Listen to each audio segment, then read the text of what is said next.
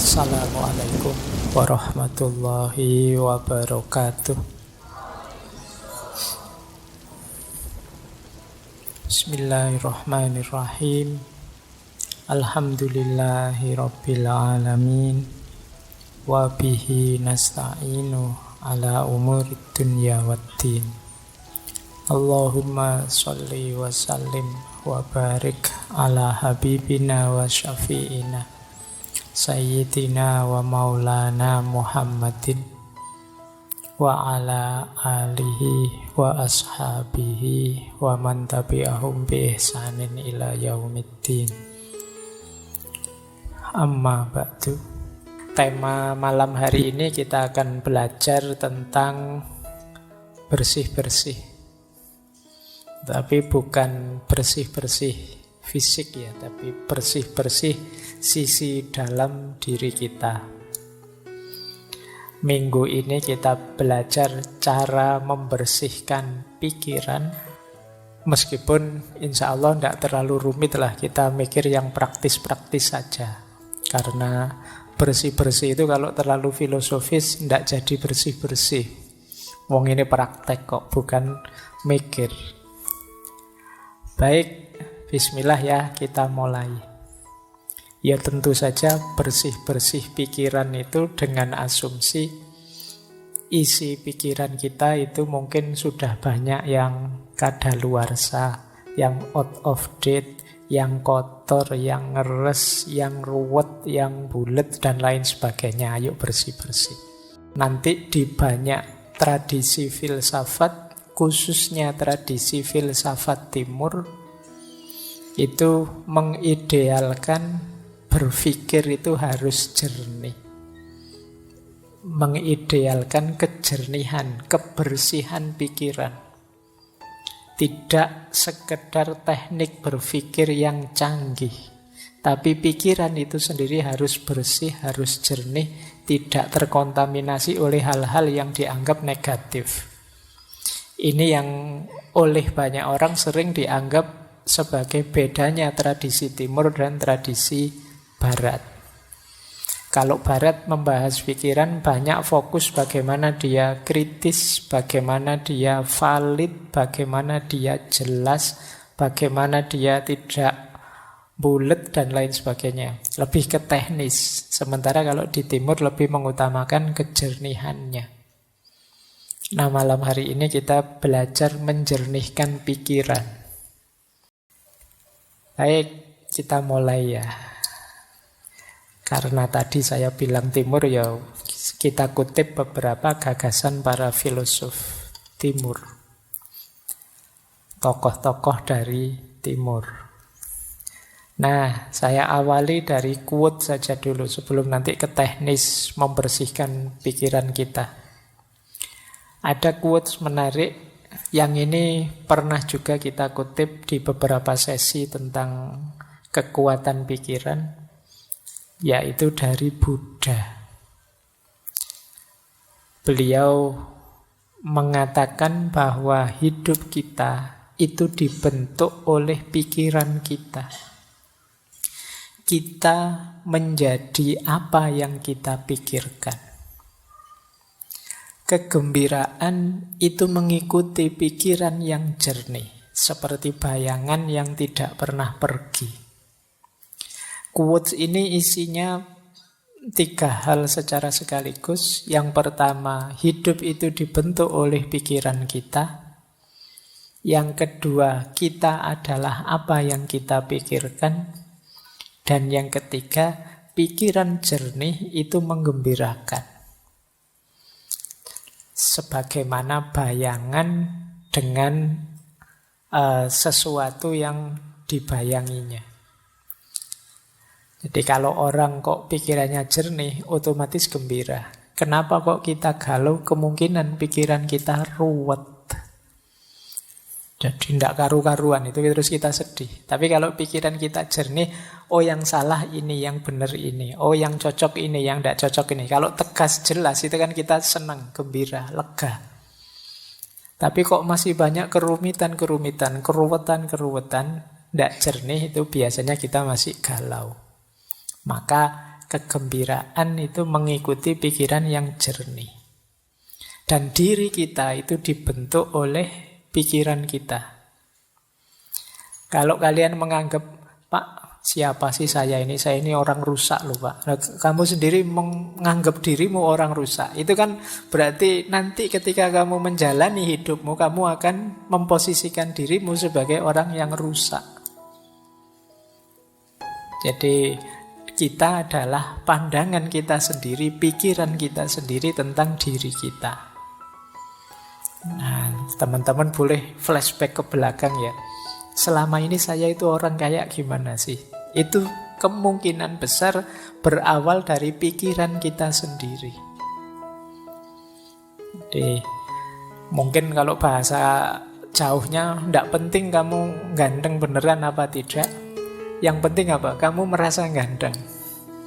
Orang itu merasa ganteng saja, itu kan gayanya kayak orang paling ganteng sedunia kan sudah. Jadi meskipun secantik apapun kalian, seganteng apapun kalian, kalau pikiranmu, saya itu Pak, ya gayamu juga merasa seperti orang yang biasa saja. Jadi kita adalah sejauh yang kita pikirkan. Hidup kita dibentuk oleh pikiran kita. Maka hati-hati dalam berpikir. Jangan berpikir yang aneh-aneh, yang rusak-rusak, yang kacau-kacau, karena itu akan jadi diri kita. Kalau ada peribahasa dalam bahasa Inggris yang isinya to know is to be. Tahu itu sama dengan menjadi sesuatu. Apa yang ada di pikiran kita, seperti itulah nanti hidup kita. Kalau kita isi dengan hal-hal yang positif, ya hidup kita akan menjelma positif. Tapi kalau pikiran kita isi dengan banyak hal negatif, ya kita akan jadi orang yang negatif. Nah, ini pesan besar pertama ya, pentingnya pikiran. Makanya kata Imam Ghazali, pikiran itu pasukan kita yang paling kuat. Pikiran itu mungkin bukan penentu, tapi dia yang paling powerful, paling berpengaruh dalam hidup kita. Yang banyak menentukan hati. Tapi hati ini banyak disuplai informasinya oleh pikiran. Baik, coba ya bayangkan kalian ngaji tadi berangkat sambil membayangkan, wah nanti ngajinya mesti lama 2 jam. Mesti itu. Ya, jadi kamu duduk baru 1 detik, 2 detik pertama, itu pikiranmu sudah 2 jam yang akan datang. Ini masih lama 2 jamnya ya masih. Jadi kamu belum ngalami saja, rasanya sudah lebih dari 2 jam kamu duduk di sini. Itu karena pikiran. Kayak puasa besok, itu kan biasanya ada itu yang ngitung-ngitung kapan Idul Fitrinya. 5 hari lagi Lebaran, 4 hari. Jadi Lebarannya rasanya sebenarnya masih belum datang, tapi seolah-olah itu conditioning pikirannya itu sekian hari lagi, sekian hari lagi. Itu pikiran. Kita tidak bisa menikmati Ramadan karena mikir kapan Idul Fitrinya. Nanti hari pertama sudah dihitung, 30 hari lagi Lebaran. Ayo mikirnya wis tekan Lebaran, baru terawih hari pertama. Jangan-jangan kalau pas terawih hari pertama kita pikirannya nanti Lebaran mudiknya tanggal berapa ya, bajuku sudah berapa ya, harus mikirnya Lebaran, nggak mikir Ramadannya. Barang siapa yang begitu datang Ramadan seneng, itu diharamkan neraka. Yuk, begitu Ramadan datang kamu seneng, tapi Ramadannya sendiri datang kamu lupa. Yang hadir di pikiranmu lebih banyak Idul Fitrinya sama liburan kuliahnya. Jadi gupuh prei sama seneng-seneng Idul Fitrinya sampai lupa Lebaran. Itu pikiran. Hidupmu, gayamu, orientasimu ya ditentukan oleh pikiran. Maka penting pikiran yang jernih. Ada lagi kalimat dari Zhuangzi. Kalau ini salah satu tokoh dari Taoisme. Dulu pernah kita bahas khusus beliau ini. Kata dia begini, mereka yang mengikuti Tao. Tao itu artinya jalan.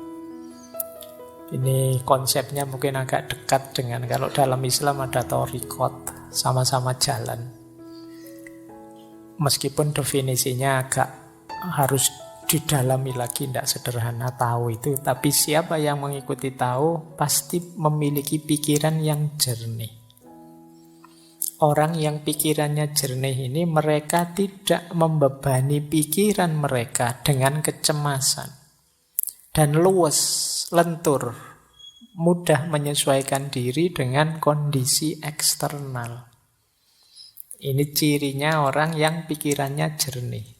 Orang yang mengikuti jalan pikirannya akan jernih. Kalau pikirannya jernih, dia ini mudah menyesuaikan dengan kondisi situasi di sekelilingnya dan tidak mudah cemas. Kalau teman-teman kok merasa sering cemas, kemungkinan pikirannya belum jernih. Saya tidak bilang tidak jernih ya. Nanti kalau kamu tersinggung. Jadi pikiranmu mungkin belum jernih. Perlu dijernihkan kembali. Malam hari ini kita latihan pelan-pelan nanti menghadapi pikiran yang tidak jernih ini. Saya tambah 3 lagi dari beberapa. Yang pertama dari Erich Fromm, psikolog, psikoanalis, filosof yang pernah kita bahas tentang cinta. Kata dia, punya pikiran yang jernih dan ruang yang bersih memungkinkanmu untuk berpikir dan bertindak secara bertujuan, tidak asal-asalan. Jadi kalau pikiran kita jernih itu mengorientasikan tindakan itu enak. Tapi kalau pikiran kita ruwet, kadang kita tidak tahu kenapa melakukan ini, kenapa melakukan itu. Pokoknya isinya pikiran bulat. Nah, ini membuat kita bertindaknya juga tidak kontrol. Karena pikiran menentukan diri kita. Atau kata yang dari India, Naval Ravikant, ini sebenarnya bisnismen tapi juga penulis. Kata dia, kita mengatakan bahwa kita menginginkan peace of mind, tetapi sebenarnya yang kita inginkan adalah peace from mind. Nah, ini menarik. Kata Ravikant ini, kita itu kan sering bilang saya ingin tenang, pikiranku ingin tenang, peace of mind. Tapi sebenarnya bukan pikiranku ingin tenang, tapi peace from mind. Peace from mind itu mungkin mudahnya kita definisikan ada banyak hal yang harus kita buang, kita sisihkan yang ada di pikiran kita itu. Karena mungkin tidak penting, tidak urgent. Dari situ terus muncul ketenangan. Ini namanya peace from mind. Tidak sekedar peace of mind. Peace of mind itu mungkin sifatnya tidak bisa lama. Tenang dulu sebentar, kayak kalau kemarin pakai teorinya Schopenhauer kan pakai musik saja bisa untuk peace of mind. Tapi kalau peace from mind, membersihkan pikiran dari hal-hal yang tidak penting, tidak jelas, tidak ada gunanya, itu akan menenangkan. Nah, silahkan nanti teman-teman ya, boleh dicermati isi kepala kita itu selama ini apa saja sih. Bisa tidak teman-teman coba dibayangkan sejak tadi pagi sampai malam hari ini, itu sempat mikir apa saja. Berapa banyak yang dipikirkan itu hal-hal penting, dan berapa banyak hal-hal biasa saja, dan berapa banyak hal-hal tidak penting. Atau jangan-jangan ada pikiran-pikiran yang merusak, pikiran-pikiran negatif. Nah, kita jarang ya mencermati pikiran kita sendiri. Kira-kira yang paling mempengaruhimu itu pikiran-pikirannya siapa? Atau pikiran yang seperti apa? Atau berita informasi yang seperti apa? Terus kamu nilai, ini penting enggak sih? Ini ada gunanya enggak sih? Kayak filternya Socrates dulu itu. Ini kalau saya enggak tahu, ada gunanya enggak sih untuk hidupku? Terpengaruh enggak sih saya kalau saya enggak tahu ini? Coba ya nanti kamu cek lagi. Kalau masih bingung juga caranya gimana sih Pak? Wis kamu buka WA-mu sajalah. WA grup atau WA yang kamu sendiri. Itu kira-kira info-info di situ itu hal-hal penting. Atau isinya iseng semua saja. Semuanya isinya share, komen, like, dan isinya bongso ngono-ngono kuwi. Semuanya copy paste. Nah, kira-kira kalau kamu ndak ngerti itu, kira-kira ada gunanya ndak sih? Kalau misalnya dicoba ya, coba kalau ndak usah kamu baca info-info di grup-grup WA-mu itu 1-2 hari saja, terus hari ketiga kamu buka, kamu ketinggalan informasi banyak ndak sih? Ada hal penting yang terlewat ndak sih? Atau ya biasa saja itu Pak, saya bisa langsung ngikuti di hari ketiga itu, langsung bisa ngobrol lagi, ndak ada yang ketinggalan sama sekali. Oh berarti mungkin banyak pembicaraan yang ndak penting. Nah, coba ya kamu sendiri yang ngecek sejauh mana sih aktivitasmu sehari-hari itu bermakna. Ayo, sejak pagi sampai malam hari ini sudah melakukan apa saja? Berapa persen dari yang kita lakukan itu hal penting, berapa persen hal rutin, dan berapa persen hal tidak penting. Nanti akan kelihatan siapa diri kita. Baik, saya lanjutkan. Ini yang terakhir, ada pandangan dari Paulo Coelho. Ini penulis. Tulisannya banyak, kata dia, santailah, biarkan pikiranmu menjadi kosong, dan kejutkan dirimu dengan harta karun yang mulai mengalir dari jiwamu. Jangan lupa, jiwa kita ini khazanah yang luar biasa. Kalau teman-teman mau membacanya. Nah, khazanah yang luar biasa ini sering terpendam, tidak muncul. Kenapa? Karena kita sibuk oleh hal-hal di luar diri. Sampah pikiran kita banyak sekali, luar biasa. Sehingga tidak bisa masuk lagi hal penting justru dari dalam diri kita sendiri. Maka kata Coelho, santailah, coba. Tidak usah mikir apa-apa, biarkan dirimu jernih. Nanti ada banyak hikmah yang mengalir dari jiwamu. Ada banyak wawasan-wawasan yang mungkin mengejutkanmu. Jadi makanya kalimatnya, kejutkan dirimu. Betapa luar biasanya dirimu, cuma kamu tidak sadar saja. Baik ya, ini sebenarnya memprovokasi kita untuk berpikir jernih. Ayolah, menjernihkan pikiran. Hari ini banyak distraksi yang membuat kepala kita ruwet. Jadi saya sering didatangi teman-teman muda, mahasiswa dan lain sebagainya yang itu mengkonsultasikan sesuatu yang sifatnya hanya overthinking. Jadi sekedar cari ruwet saja, yang tidak ada manfaat praktisnya, tidak ada manfaat idealis nilainya untuk hidup praktisnya. Nah ini tidak saya salahkan ya, tetap luar biasa, betapapun nambah wawasan, nambah ilmu itu bagus. Tapi kalau bahasa saintifiknya kurang tepat guna.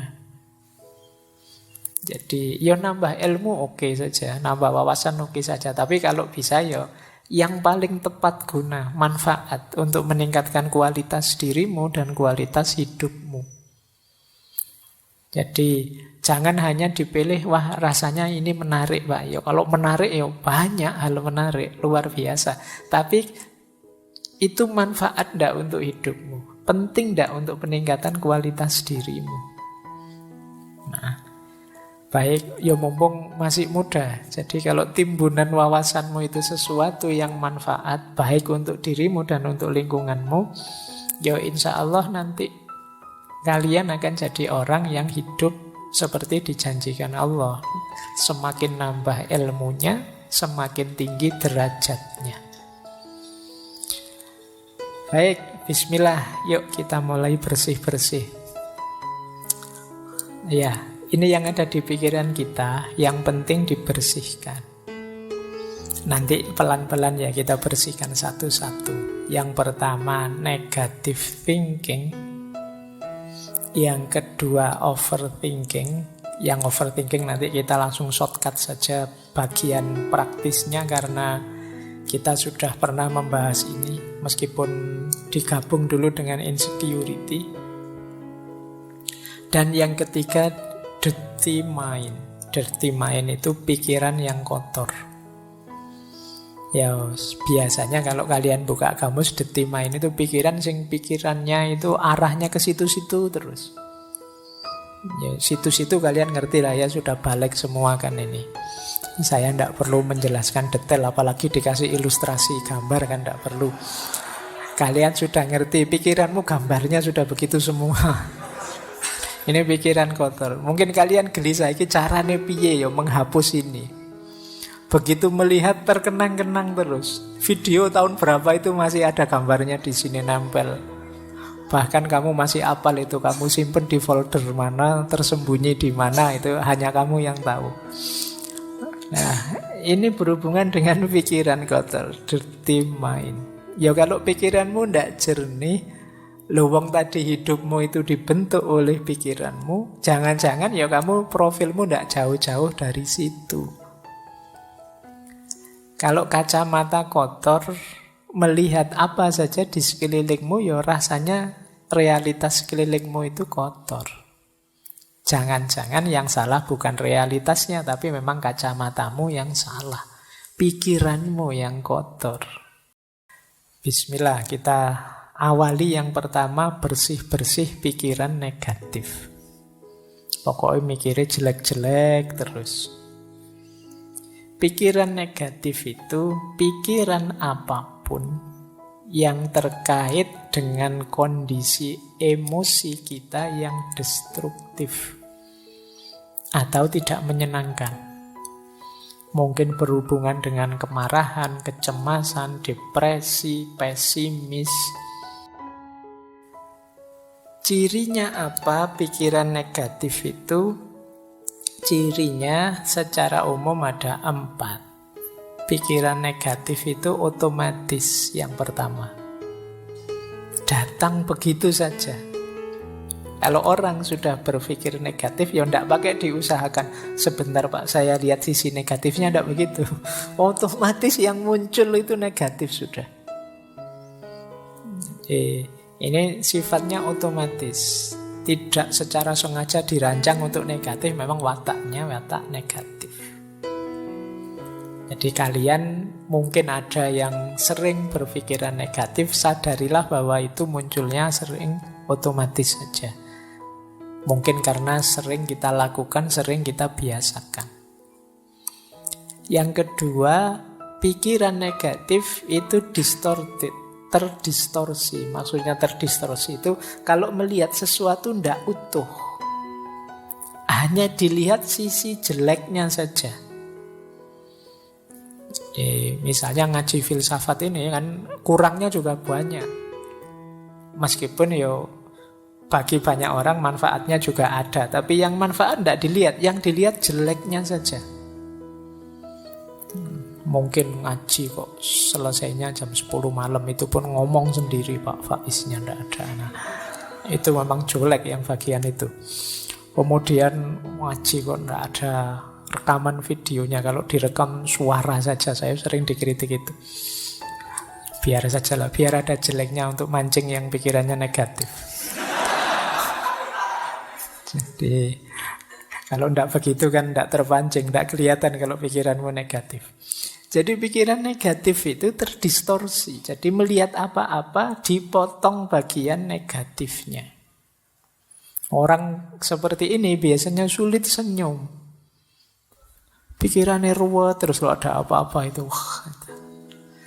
Jadi serba khawatir, serba cemas. Karena dia menggunakan kacamata burem terus, negatif terus. Yang ketiga, obstruktif. Obstruktif itu pikiran ini menghalangi kita untuk mencapai tujuan-tujuan tertentu. Karena pikiran negatif ini akhirnya kita kuliahnya tidak bisa maksimal. Mau kuliah ke kampus bawa motor, wah di kampus itu parkirannya kacau, kalau motorku hilang gimana? Mau ke kampus naik trans, nanti naik trans itu kadang ya tidak jelas juga, nanti jangan-jangan aku malah telat, jangan-jangan mau bareng temen, nanti malu, nanti masuk bareng, mau punya motor sendiri malah anunya bareng. Jadi pikirannya ruwet, akhirnya ya tujuan-tujuan hidup banyak yang tidak terpenuhi. Itu namanya obstruktif. Menghalangi kita mewujudkan keinginan. Ini berarti pikiran itu sudah negatif sudah. Kemudian yang terakhir, pikiran negatif itu plausible. Plausible itu masuk akal. Masuk akal menurut kita yang berpikiran negatif. Kita cari saja alasan untuk melihat sisi negatifnya. Dan mesti ketemu wong alasan itu bisa dibuat. Alasan itu kan hasil karya akal kita. Seperti saya bilang tadi, pikiran itu mau kita ajak kemana saja bisa. Wong yang salah itu ya kita bikinkan alasan biar benar saja bisa kok. Itu yang disebut plausible. Maka pikiran negatif juga begitu. Dia didukung oleh akal kita. Mas benar itu, kamu ndak usah ke kampus daripada motornya hilang. Paling dosennya ngomongnya juga gitu-gitu aja. Ndak ada menarik-menariknya misalnya. Mending di YouTube saja banyak, ngapain sih? Dan justifikasinya mesti ada. Mbok kamu sampai terancam DO pun dia bisa, alah kuliah itu kan tidak nomor 1. Masa depan tidak ditentukan oleh kuliah, sudahlah. Plausible. Yang buruk, yang negatif, yang jelek bisa kita carikan argumen biar tetap bagus. Ini ciri-ciri pikiran negatif. Jadi dia ini otomatis muncul, mendistorsi realitas, menghalangi keinginan-keinginan baik kita dan kita anggap masuk akal. Padahal itu ya sebenarnya ya negatif. Jadi ayo ya dicari kalau ada makhluk seperti ini dalam diri kita, ayo dibersihkan. Jadi kok tiba-tiba kita melihat negatifnya sesuatu, coba tanya, ini memang negatif saja atau ada positifnya sih? Oh ada positifnya sih. Cuma tadi belum sempat saya baca, tapi menurut saya yang negatif juga perlu diperhatikan. Nah, kalau ini sudah mending, sudah melihat sesuatu lebih luas. Tidak sekedar melihat negatifnya saja.